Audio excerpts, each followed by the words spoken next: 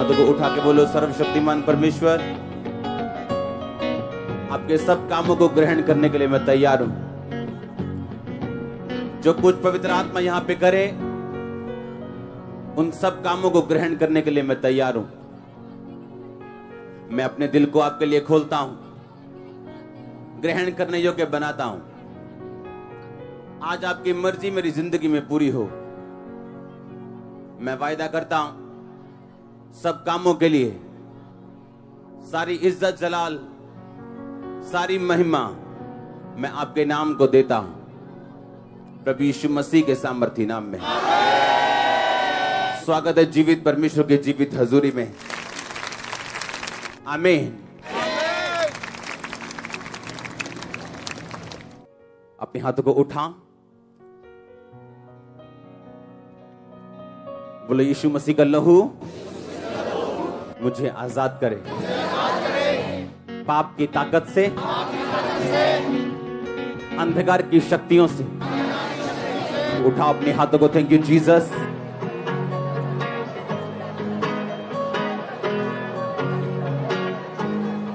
तारीफ करो सब जन, सब जन।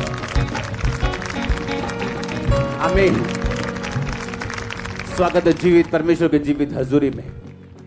हालेलुया। बैठ जाओ अपने शरीर में। तारीफ करो इस टेस्टिमनी के लिए। आमीन। अपने हाथों को उठाओ, बोलो, जितना वचन आज मैं सुनूं 100 गुना फलों को लेके आऊं। अंधकार की शक्तियां इन वचनों को चुरा ना सके जो मैं सुनूं। मांगो अपने हाथों को उठा के।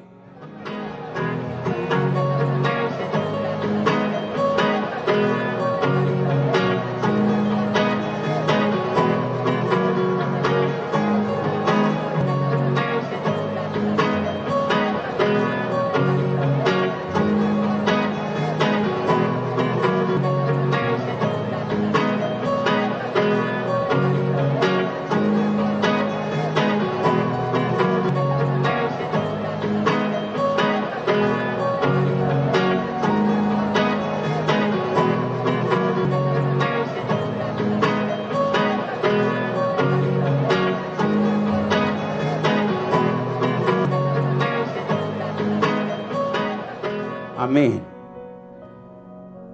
दूसरा शमूएल 8 उसकी एक आयत से मैं पढ़ूंगा।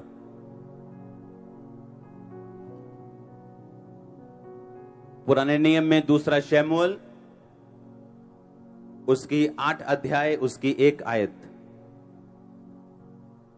अपने पड़ोसी को बोलो, ध्यान से सुन, क्योंकि सुनना विश्वास को पैदा करता है,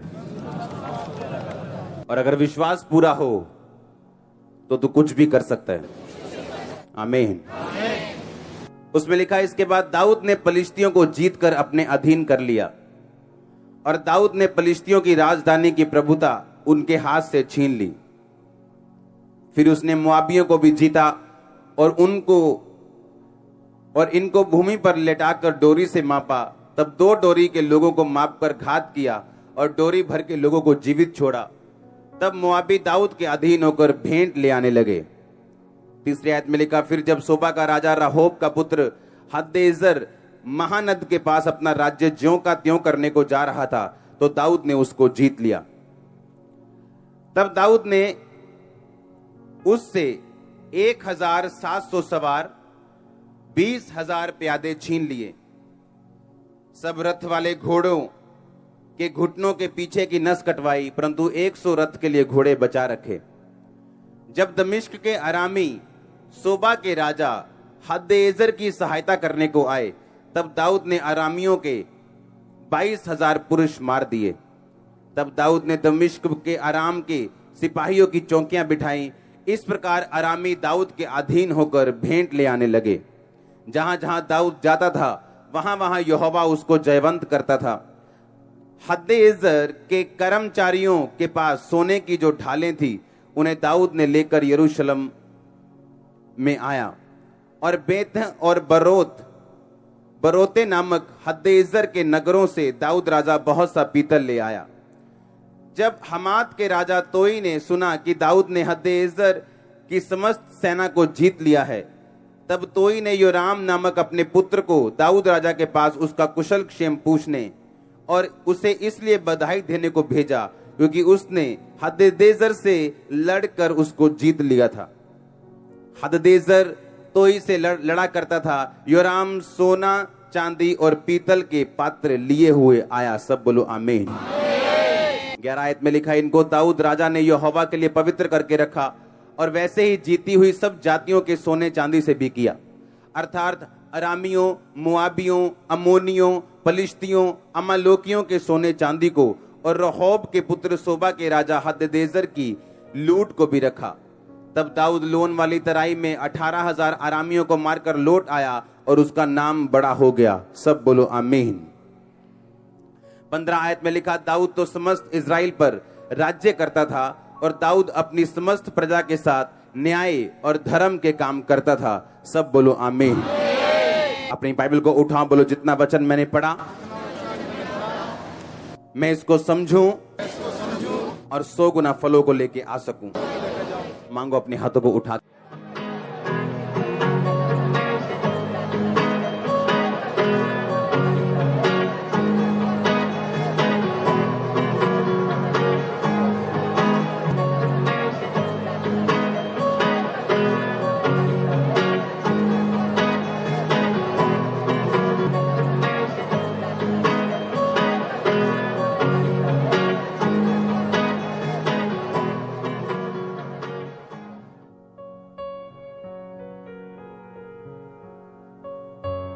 आमीन।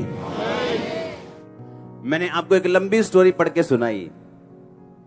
उसमें 2 बार 3 बार ये आया है कि वो भेंट लेके आने लगे और उसमें एक बार ये लाइन आई है कि उसका नाम बड़ा हो गया और उसके बाद उसमें ये लाइन आई है कि उसमें सोने, चांदी और पीतल के सब पात्र दाऊद के पास आए।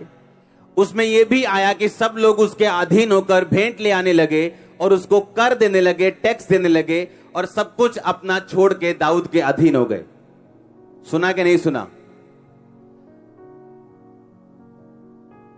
आज हमारा युद्ध जो है वो किसी देश के साथ तो नहीं है, ना ही किसी संस्था के साथ है, ना ही हिंदू सिखों के साथ है, ना ही कैथोलिक के साथ है, ना पेंटिकोस्टल के साथ है।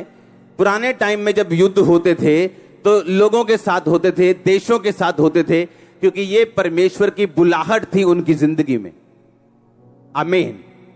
और बाइबल कहती जब उन्होंने परमेश्वर की बुलाहट को पूरा किया अपनी लाइफ में, तो परमेश्वर ने उनका नाम बड़ा किया और उनको सब प्रकार की भेंटें दी और उनकी सब प्रकार की जरूरतों को पूरा किया और उन्हें सब प्रकार की आशीष उनकी जिंदगी में दी। हालेलुया। अब आपको ये बात ध्यान से समझनी है कि मेरी बुलाहट क्या है। दाऊद ने अपनी बुलाहट को पूरा किया। आज आपकी बुलाहट देशों को मारना तो नहीं है, लोगों को मारना तो नहीं है, लहू, क्योंकि बाइबल कहती है हमारा जो युद्ध है वो मांस और लहू से नहीं बल्कि अंधकार की शक्तियों के साथ है, प्रिंसिपैलिटीज एंड पावर्स के साथ है, जिनका हेड ऑफिस आसमान में। तो आपको यह समझने की जरूरत है कि जब जब आप लड़ेंगे, जब जब आप जीतेंगे, तब तब आपके पीछे कुछ आशीषें होंगी जो पहले आपने कभी नहीं देखी होंगी।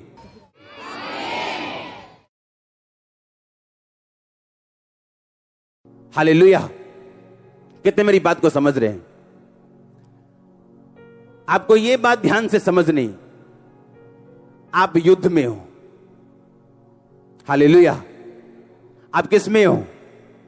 आप एक लड़ाई में हो और उस लड़ाई को अगर आप लड़े और जीते, आपके पीछे ब्लेसिंग्स आपका वेट कर रही हैं। वो ब्लेसिंग आपकी फैमिली की साल्वेशन है, वो ब्लेसिंग आपके पति का शराब छोड़ना है, वो ब्लेसिंग आपके फैमिली का बपतिस्मा है, वो ब्लेसिंग आपकी फाइनेंशियली है, वो ब्लेसिंग आपकी हीलिंग है, वो आपकी जीत है, आपकी विक्ट्री है। वो सब प्रकार की ब्लेसिंग्स जो परमेश्वर ने आपको देनी है, आपके लड़ने और जीतने पर निर्भर करती हैं। बहुत सारे लोग हैं जो अपनी लड़ाई को अच्छी तरह से लड़ नहीं रहे, बहुत सारे ऐसे लोग हैं जो अपनी लड़ाई को नहीं लड़ते और ना ही वो जीतते हैं और ना ही वो आशीषों को ले पाते हैं जो परमेश्वर उनको देना चाहते हैं। बाइबल कहती है जब जब दाऊद लड़ा, जब जब वो लड़ा, लोग उसके पास भेंट लेके आने लगे, फाइनेंशियली उसको बरकत मिली, और जब जब वो लड़ा उसका नाम परमेश्वर ने बड़ा किया।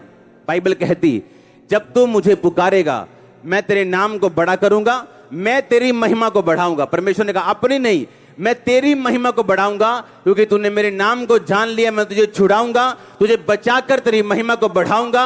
अगर तू मेरे छाए हुए स्थान के ऊपर बैठा रहे, जो स्थान मैंने तुम्हें दिया, एक विश्वासी होने का, एक पास्टर होने का, एक बिलीवर होने का, उस स्थान पे अगर तू खड़ा रहे और अड़ा रहे और लड़ता रहे, तो मैं ये सब आशीषें तुझे दूंगा।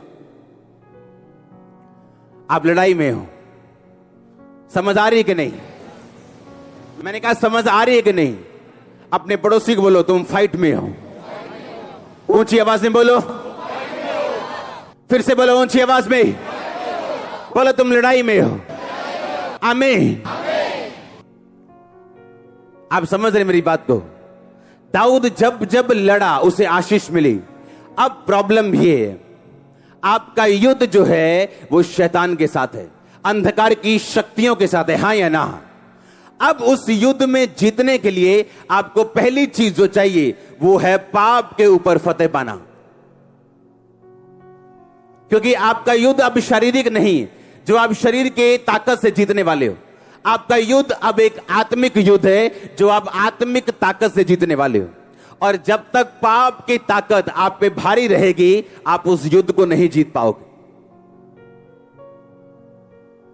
बाइबल कहती जो मैं करना चाहता हूं वो नहीं कर पा रहा हूं, जो नहीं करना चाहता हूं वो कर रहा हूं। बोलो ये पाप की ताकत है। हां, समझ आ रही है कि नहीं? मैंने कहा समझ आ रही है कि नहीं? ये कौन सी ताकत है? ये पाप की ताकत है। उसने कहा जो मैं करना चाहता हूं वो मैं नहीं कर पा रहा हूं, जो मैं नहीं करना चाहता वही कर रहा हूं। इसका मतलब शैतान जानता है कि अगर उसने आपको युद्ध लड़ने दिया और जीतने दिया, उसकी ग्रिप आपसे छूटेगी। उसके सिम्टम्स, उसके दी हुई सारे बोरिया बिस्तरे जो आपको दिए हैं, जब आते हैं ना, जब रिश्तेदार आते हैं तो सामान लेके आते हैं, साथ कपड़े लेके आते कि नहीं आते?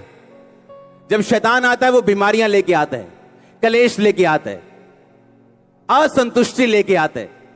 और जब ये जाता है अपने बोरिया बिस्तरा बांध के साथ लेके जाता है। लेकिन ये जाता कैसे, ये सोचने वाली बात है। बाइबल कहती है जब जब दाऊद लड़ा या कोई भी परमेश्वर का दास लड़ा पुराने नियम में, तो उसको आशीष मिली। अब नए नियम में परमेश्वर कहता अब तुम्हारी लड़ाई जो है वो शरीर के साथ नहीं, किसी मिशन के साथ नहीं, किसी संगठन के साथ नहीं है जो तुम्हारा विरोध करता है। तुम्हारी लड़ाई अब शैतान के साथ है। और जब जब आप शैतान से लड़ेंगे तब तब आप जीतेंगे और तब तक ब्लेसिंग्स आपको फॉलो करेंगे। आपकी लाइफ की कुछ आशीषें ऐसी हैं, अगर आप पाप छोड़ दें, सर्टन टाइप की आशीष आपकी लाइफ में बिना प्रेयर के आ जाएगी जब आप अपने शरीर पर फतह पालेंगे। परमेश्वर ने कहा, जब चेलों ने पूछा हम ये दुष्ट आत्मा क्यों नहीं निकाल सके, हम ये हीलिंग क्यों नहीं कर सके, उसने कहा ये हीलिंग वही कर सकते हैं जो प्रार्थना और उपवास में रहते हैं। क्योंकि जब आप प्रेयर में और उपवास में रहेंगे, आप अपने शरीर पर काबू कर लेंगे। मैंने लोगों को देखा जो वो नहीं करना चाहते वो करते हैं, जो वो करना चाहते वो कर नहीं पाते। दिल करता है सेवा करने का, कर नहीं पाते, क्योंकि उनके ऊपर सिन की पावर है, पाप की पावर ने उन पे कब्जा की है। और पाप की पावर को तोड़ने के लिए आपको फास्टिंग करनी पड़ती है, आपको प्रेयर करनी पड़ती है, आपको और फास्टिंग और प्रेयर और फास्टिंग और प्रेयर, जब तक आप उस पाप पर कब्जा नहीं कर लेते और उसे हरा नहीं देते। और उसके बाद जीत श्योर है जो परमेश्वर ने आपके लिए रखी हुई है। अगर आमीन ऊंचा, ये आशीष आपकी। हालेलुया, जोर से बोलो हालेलुया, जोर से ऊंची आवाज में बोलो हालेलुया। आज सिन पावर आपकी लाइफ से टूटने वाली है। और यीशु मसीह के नाम में आप रिलीज होने वाले हो, और यीशु मसीह के नाम में प्रार्थना में आप रिलीज होने वाले हो, फास्टिंग में आप रिलीज होने वाले हो। आमीन। ऊंचा आशीष ऊंची, मैंने कहा आमीन। ऊंचा आशीष ऊंची। हालेलुया। जोर से बोलो हालेलुया। आपको ध्यान से आज का वचन समझना है। अगर आप लड़ेंगे नहीं, आप जीतेंगे नहीं।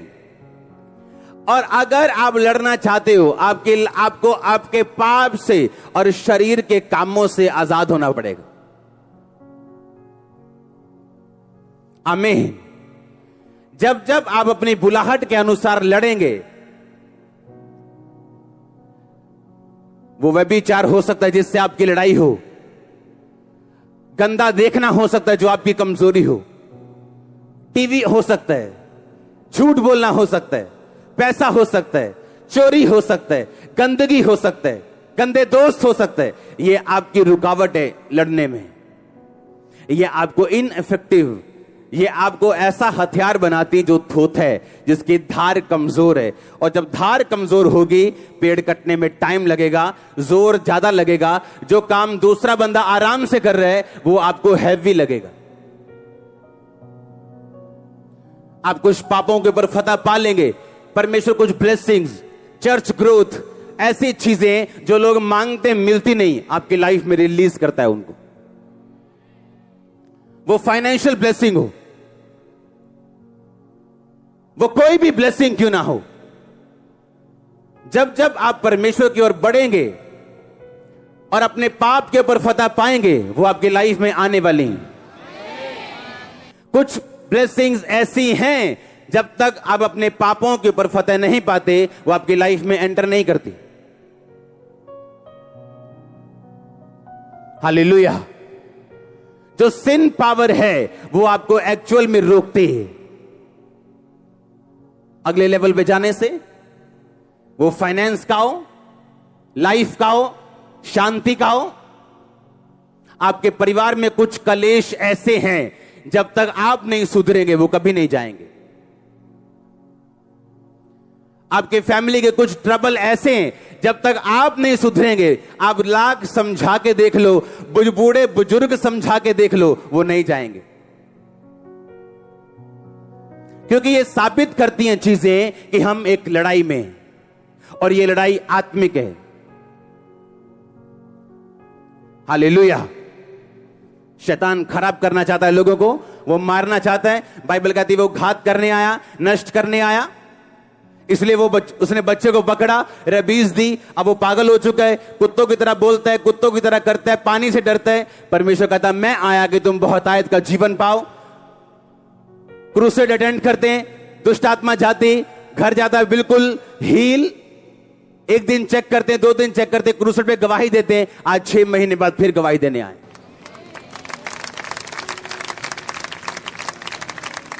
तुम आत्माओं पे जिस दिन कब्जा कर लोगे, तुम अपनी लाइफ पे कब्जा कर लोगे। जिस दिन व्यभिचार की आत्मा पे कब्जा कर लोगे, उस दिन किसी आशीष पे भी कब्जा कर लोगे। जिस दिन चोरी की आत्मा पे कब्जा कर लोगे, उस दिन आशीष के ऊपर भी कब्जा कर लोगे। इसीलिए शैतान भरमाता है इन लल्लू लोगों को। हां, जब मुझे मालूम पड़ता है ये फलाना व्यभिचार में, ये वाला वर्कर व्यभिचार में, मुझे हंसी आती। मैंने कहा क्या कर रहे हो तुम अपना नुकसान कर रहे हो। तुम्हें मालूम नहीं, अभी तुम्हें बाद में मालूम होगा। बाइबल कहती ऐसा नहीं हो सकता कि तुम अपने छाती पे अंगारे रख लो और तुम जलो ना। इसका परिणाम नाक दोना सा कड़वा होगा। और बाइबल कहती व्यभिचारी बंदे की बेइज्जती जब तक वो धरती पे जिएगा कभी मिटेगी नहीं।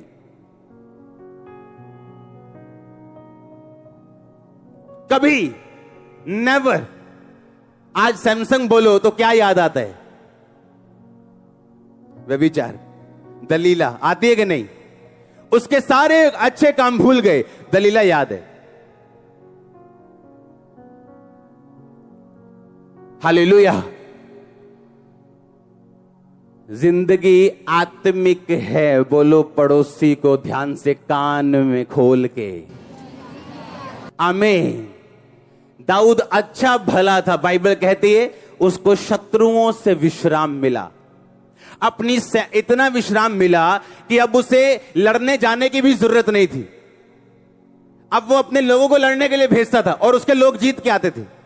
नहीं तो राजा के बिना जीतना बड़ा मुश्किल, राजा के पुरुषार्थ और उसके हियाव से सेना जीतती थी। अब दाऊद उस लेवल पे आ गया था कि उसे खुद जाने की जरूरत नहीं, सेना भेजता था और सेना जीत के आती थी। अपना सेनापति योआब भेजता था और वो जीत के आता था।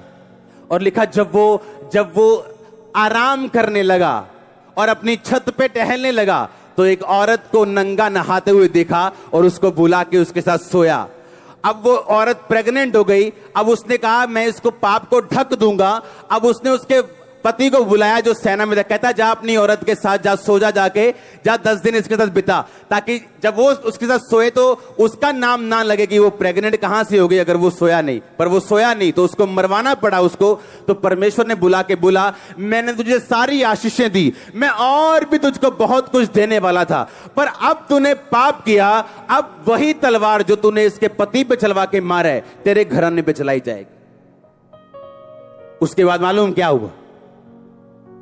उसके बाद दाऊद के कितने बच्चे थे, उसका अपना बेटा उसकी अपनी बेटी के ऊपर मोहित हो गया, बाइबल कहती है।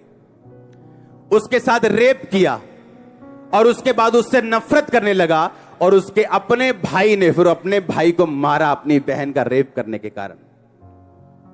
अब आप सोचो क्या प्रेयर बचा सकी उसे कि प्रभु मेरे घर में कोई अभी गुनाह ना हो, कोई परमेश्वर कलेश ना पड़े। आप कलेश नहीं रोक सकते अगर आप खुद पाप में हो तो, क्योंकि वो आत्माएं आपके घर को इफेक्ट करेंगी, आपके फाइनेंस को इफेक्ट करेंगी, आपके शरीर को इफेक्ट करेंगी।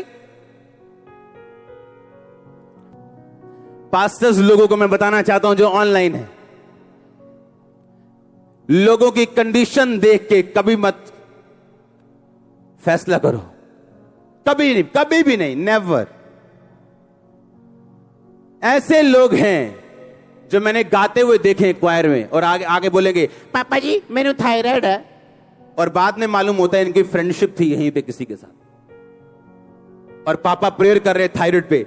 नो नो नहीं, ये वो वाला पापा नहीं। हालेलुया। जिसकी आंखें बंद हो।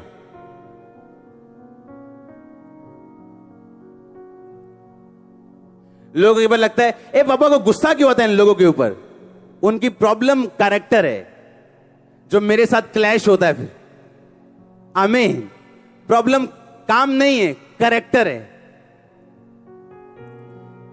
जब एक बुरे कैरेक्टर वाला बंदा आपके आसपास काम करेगा आपकी स्पिरिट बेचैन होगी, आपको मालूम है कुछ रॉन्ग हो रहा है, जो मैं चाहता हूं वो हो नहीं रहा। क्योंकि कमिटेड लोग चाहिए मिनिस्ट्री में, सेवा में, प्रभु के कामों के लिए, निर्दोषता में जिन्होंने हाथ धोए हो, जिनके काम निर्दोष और हृदय शुद्ध हो, लेकिन वही परमेश्वर को देख पाएगा। आमीन। और अब बाइबल कहती है जिस भाई ने अपने भाई को मारा फिर वो अपने बाप के खिलाफ खड़ा हो गया।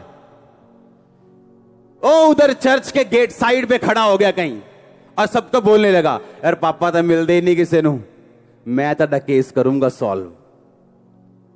और लिखा अबशालोम ने ऐसा बोल बोल के सबको अपनी ओर कर लिया। दाऊद को वहां से भागना पड़ा। कारण विरोध नहीं था, कारण यह था दाऊद ये बात जानता था, इसलिए उसने परमेश्वर के सामने कंप्लेंट भी नहीं की मेरे साथ ऐसा क्यों हो रहा है, क्योंकि उसको पहले से बताया गया था तेरे इस पाप के कारण तुझे ये भोगना पड़ेगा। तो माफ तो हो चुका है, लेकिन माफी का मतलब यह नहीं है कि तू 100वीं पौड़ी से गिरे, माफी मांगे, माफ कर दिया जाएगा, लेकिन 100वीं पौड़ी पे दोबारा तुम्हें रखा नहीं जाएगा, तुझे फिर 1 2 3 से शुरू करना पड़ेगा। और जब तक उसके पाप का कोर्स उसकी सजा का पूरा नहीं हुआ वो वापस यरूशलेम को नहीं आया। नंगे पांव पहाड़ों पे जाता रहा, नंगे पांव उसी तरह जैसे बचपन जवानी में नंगे पांव घूमता था वैसे ही कर दिया गया शैतान के चक्कर में फंस के। क्योंकि जब आप शैतान की बात सुनेंगे, वो कहीं ना कहीं से आपको फल देने के लिए आएगा। वो आपकी फैमिली में हो, आपके शरीर में हो, आपके बच्चों में हो। अब ये आपने डिसाइड करना है कि मैंने पाप के ऊपर फतेह पानी है कि नहीं पानी। ऐसे मूर्ख लोग भी हैं जो व्यभिचार में यहां बैठे हैं और आशीष मांग रहे हैं परमेश्वर से। आप इमेजिन करो, और आशीष मांग रहे हैं मेरे रास्ते खुल जाएं, मेरा फाइनेंस खुल जाए। आप किसी बाबा के पास नहीं आए हो, आपको किसी बाबा के पास जाना चाहिए। अगर यीशु मसीह के पास आए हो तो आपको सुधरना पड़ेगा, और सुधारेगा मेरा परमेश्वर। जो नहीं छोड़ सकते वो छोड़ोगे तुम। यहां पे लोगों ने चिट्टा छोड़ दिया, काला छोड़ दिया, पीला छोड़ दिया, बोलते मर जाएंगे, हाथ कांपेंगे, पेट खराब हो जाए। कुछ नहीं हुआ, हट्टे कट्टे खड़े हैं आज। हां, ऐसी क्या चीज है जो क्रिश्चियन नहीं कर सकता? ऐसी क्या चीज है तुम नहीं कर सकते? लेकिन जो मुझे सामर्थ्य देते हैं उसमें मैं सब कुछ कर सकता हूं। सब कुछ, सब चीजें मेरे लिए पॉसिबल है जो मुझे सामर्थ्य देते हैं। आमीन। इसलिए मैंने कहा आप एक लड़ाई में हो। अब परमेश्वर आप पे थोपता नहीं लड़ाई को, आप करना चाहते हो, आप पाप को जीतोगे। आपको मालूम है ये मेरी फाइट है, ये मसीह मेरी लड़ाई है। मैंने प्रार्थना में बैठने, मैंने फास्टिंग में बैठने, मैंने पाप के ऊपर फतेह प्राप्त करनी, मैंने पाप के ऊपर पूरी तरह से कब्जा करना है। ये शरीर पाप के लिए नहीं, परमेश्वर के लिए होगा। कमिट करो अपनी लाइफ को, रीडेडिकेट करो अपनी लाइफ को। सोचो मेरी प्रार्थना कितनी, मेरी फास्टिंग कितनी, और सोचो मैंने क्या करना है परमेश्वर के लिए। कितनी देर परमेश्वर के सामने जाना है, रोज, एवरीडे। हालेलुया। आप देखेंगे फतह पाते हुए अपने आप को। आपके बच्चे आपको गुड न्यूज देंगे। आमीन। ऊंचा मसा आपका। मैंने कहा आपके बच्चे आपको गुड न्यूज देंगे। मैंने कहा आपके बच्चे आपको गुड न्यूज देंगे अगर आप फॉलो करेंगे ये वर्ड। Hallelujah, hallelujah. जितना आपका समर्पण उतनी आपकी आग, जितनी लकड़ी उतनी आग, जितना आपका समर्पण उतनी फायर आपकी लाइफ। जितनी फायर होगी उतना शैतान दूर रहेगा। अगर फायर 2 फुट की है तो शैतान थोड़ा सा ही दूर है। जैसे ही फायर खत्म शैतान एंटर। अगर फायर 6 फुट की है तो वो 8 फुट दूर खड़ा होगा और कोशिश करेगा आपकी फायर को बुझाने की। पर अगर आपकी फायर परमाणु बम वाली और किलोमीटर के हिसाब से लंबी, यीशु मसीह के नाम में receive fire. In the name of Jesus catch fire. Holi ghost, Holi ghost, Holi ghost, Holi ghost, Holi ghost, Holi ghost, Holi ghost. Receive fire, catch fire in the name of Jesus. Abaraba sambe khande na kusa makhande na bruma satia na makusa makhande na lakura bashate, lakura bashate, lakuna masatia na basukhe nekhene। यीशु मसीह के नाम में आमीन। ऊंचा ये आशीष आपकी। Hallelujah. Holi spirit ने कहा एक दूसरे की मदद करना। अगर इस भाई को लगता है कि मैं इस भाई को व्यभिचार से बचा सकता हूं तो ये जरूर बचाए। ये होली स्पिरिट ने कहा बताने के लिए अब भी जरूर बचाए। और आज आप जानते हैं दाऊद क्यों मरा? उसने क्या किया मालूम? उसने अपने पाप को ढकने की कोशिश की। कैसे? पहले उसने उसके पति को भेजा कि तू चला जा 10 दिन। वो नहीं गया। उसने क्या किया? मरवाया। और अपने पाप को क्या किया? ढका। और यीशु मसीह के अलावा कोई पाप ढक नहीं सकता। जब ये कैमरामैन दूसरे कैमरामैन का पाप ढकेगा तो ये दोषी, क्योंकि ये यीशु मसीह की जगह ले रहा है, क्योंकि ये पाप ढक नहीं सकता। अगर ये बहन इसका पाप ढकेगी तो यीशु मसीह की जगह ले रही, ये भी उतनी ही दोषी होगी जितनी ये दोषी। अगर आप अपनी बहन को पाप से बचा सकते हो और आपने नहीं बचाया, आप उतने ही दोषी हैं जितनी आपकी बहन दोषी। अगर आपको मालूम है कि व्यभिचार की आत्मा अटैक कर रही, आप उस काम को, उस गली में उस शख्स के सामने जाना छोड़ दो। दो चित्ते दो मने ना रहो, एक मन बनाओ और उसे फॉलो करो। पर आज सब यीशु मसीह बनना चाहते हैं, और कोई नहीं भाजी जाओ तुम, मैं देखदा ताड़ी रक्षा करूंगा पिछों, तुम जाओ कमरे च, कोई नहीं संभाल लांगे। यीशु मसीह ने कहा तुम मैं बनने की कोशिश कर रहे हो, पाप मैं ढकता हूं, तुम नहीं।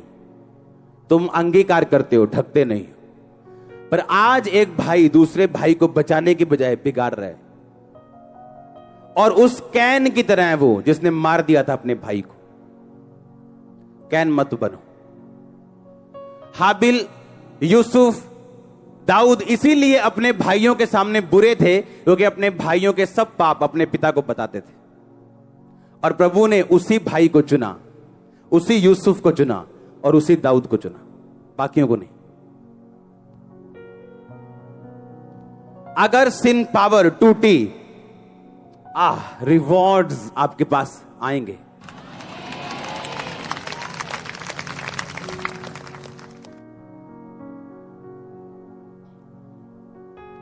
रिवॉर्ड्स। आपको तेज भागना है, अगर उड़ना है, अगर मसीह में, जो आशीष लोग सालों लगाते हैं, अगर वो महीनों, थोड़े दिनों में लेनी है, आपको एक काम करना है। आपको इनफॉलेबल, आपको निर्दोष, आपको अचूक होना है अपनी लाइफ में। अचूक बोलो, अचूक। और ये पॉसिबल है। आमीन।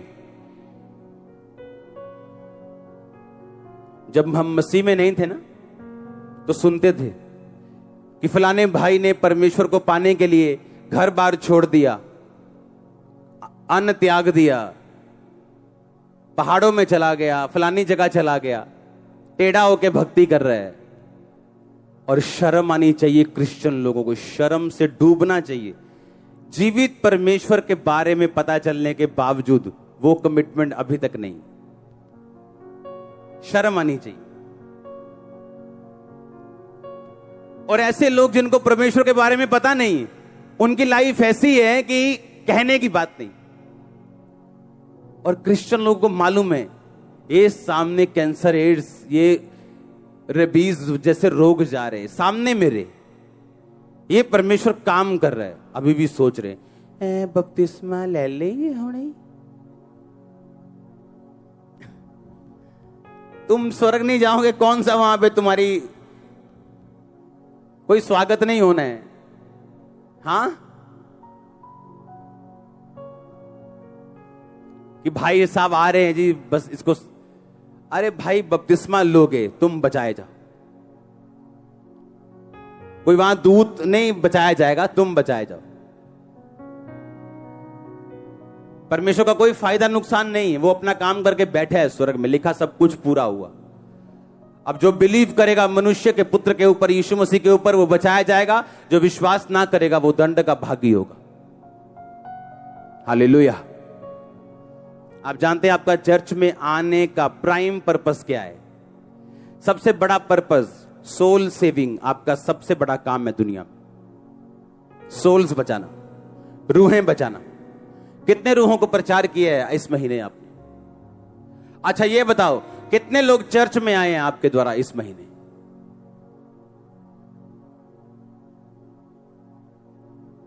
चलो, जो एक भी रूह चर्च में जिनको यीशु मसीह के बारे में बताया आपने, हाथ खड़ा करो। ये देखो 10-20%, 40% हाथ खड़े। जब आधी चर्च ही भूली हुई है कि हमारा काम क्या है चर्च में आने का, तो सोचो आधा ही काम होगा परमेश्वर का। पुराने नियम में कहा, जब तुम्हें लाश मिले तो उस लाश के पास सबसे जीवित बंदे को ढूंढना और उस जीवित बंदे से पूछना ये लाश कहां से आई। आपके आसपास आत्मिक लाशें हैं, आपका कोई दिल नहीं है उन्हें बचाने का? आप उनके पास सुसमाचार लेके नहीं गए हो? आपने उन्हें यीशु मसीह के बारे में नहीं बताया? रोज चर्च से रोज हजारों लोगों को सुसमाचार देने के लिए बसें जाती हैं, लोग जाते हैं, हजारों पंफलेट्स जाते हैं, पोस्टर्स जाते हैं। कितनी बार आप शामिल हुए हो चर्च उनमें? चलो आज एक छुट्टी करते हैं, इवेंजलिस्ट टीम के साथ चलते हैं। नहीं, हां वैसे छुट्टी नहीं की, फिर प्रभु बुखार देता है आपको छुट्टी करने के लिए, फिर आप बुखार में छुट्टी करते हो। अगर आप मसीह के लिए छुट्टी कर लोगे तो बुखार आएगा ही क्यों?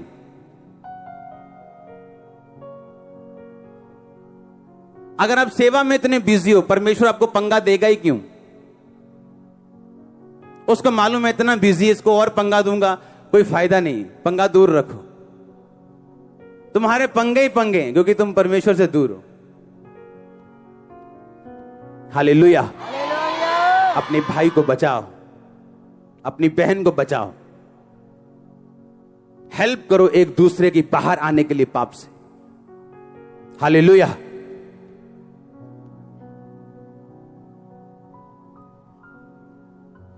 क्योंकि जो व्यक्ति व्यभिचार में फंसा वो भी दंड का भागी, जिसने छोटे कपड़ों से बार बार फंसाया वो भी भागी। हालेलुया। समझदार बनना है। आमीन। बोलो अपने पड़ोसी को, समझदार बन, शरीर को जीत, पाप को जीत। कुछ रिवॉर्ड्स पड़े हैं तेरे लिए जो तुझे मिलने वाले 100% यीशु मसीह के नाम में। आमीन। ऊंचा बरकत आपकी। बरकत के नाम पे तो आप आमीन टेंट फाड़ देते हो। आप व्यभिचार छोड़ने को बोलो तो सोचते हो अच्छा अगले महीने छड़ना। हालेलुया। ऐसा नहीं करना है। आमीन। आप उतना लेट हो जितना आप चाहते हो। ऐसे बहुत सारे सेवक है जिनकी लाइफ में ये मसा 60 साल की उम्र में शुरू हुआ। ये नहीं कि जवानी में प्रभु ने दिया नहीं, जवानी में भटकते रहे बस, और बाद में पछतावा करने से कोई फायदा नहीं। जब चिड़िया चुग गई खेत। हाँ हालेलुया। तैयार हो डेडिकेट लाइफ जीने के लिए, लड़ने के लिए, और लड़ने के बाद प्रमोशन 100% है। ऐसा नहीं होगा आप किसी वचन के लिए लड़ें, आप प्रभु के लिए खड़े रहें और आपकी लाइफ चेंज ना हो। ऐसा नहीं होगा, 100% नहीं होगा। कुछ बदलने वाला है बड़ा आपकी लाइफ में। अगर आमीन ऊंचाई आशीष आपकी। मैंने कहा कुछ बदलने वाला यीशु मसीह के नाम में। मैं आत्मा में माहौल को चेंज होता हुआ देख रहा हूं। यीशु मसीह के नाम में मांगता आमीन ऊंचाई आशीष आपकी।